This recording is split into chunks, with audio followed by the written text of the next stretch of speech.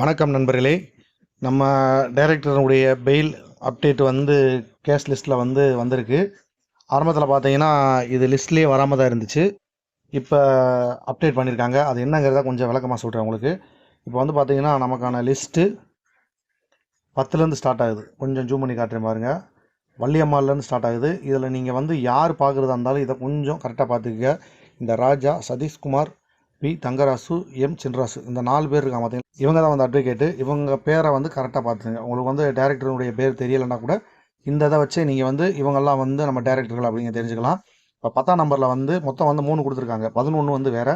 10ஆம் நம்பரில் பார்த்தீங்கன்னா வள்ளியம்மாள், கொஞ்சம் ஜூம் பண்ணி காட்டுறேன், மீரல் அண்ட் அனதர் அது கொடுத்துருக்காங்க. அதுக்கப்புறம் காயத்ரி சீனிவாசன். இது எல்லாமே நம்மதுக்காக இருக்கிறது.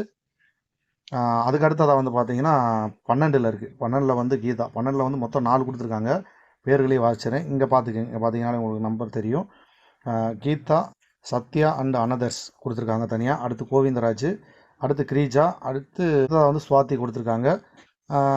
அதுக்கு அடுத்தது கனிஷ்கா. இதுவும் நம்மதில் தான் வருது. இந்த கனிஷ்காவும் நம்மதில் தான் வருது.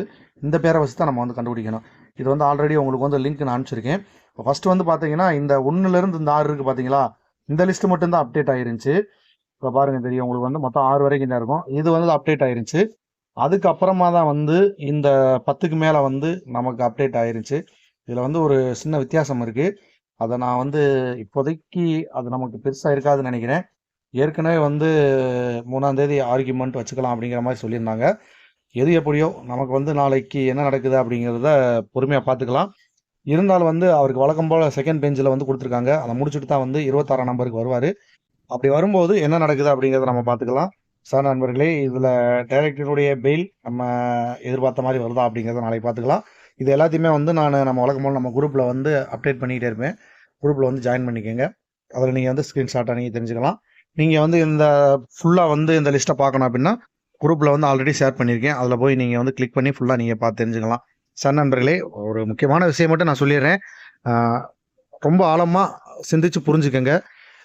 பெயில் சம்மந்தமாக இருந்தாலும் சரி, எதுவாக இருந்தாலும் சரி, எது நடக்குதோ இல்லையோ நாளைக்கு, அதை பற்றி நமக்கு ஒன்றும் பிரச்சனை இல்லை. ஆனால் நமக்கு நடக்க வேண்டியது கண்டிப்பாக நடக்கும் அப்படின்ற ஒரு நம்பிக்கையோடு நம்ம காத்திருப்போம். நான் சொன்னது உங்களுக்கு புரிஞ்சிருக்கும் அப்படின்னு நினைக்கிறேன். சார் நண்பர்களே, மீண்டும் ஒரு பயனுள்ள ஒரு தகவலை உங்களை சந்திக்கிறேன். மெய்ப்பொருள் காண்பதறிவு. வாழ்க வளமுடன்.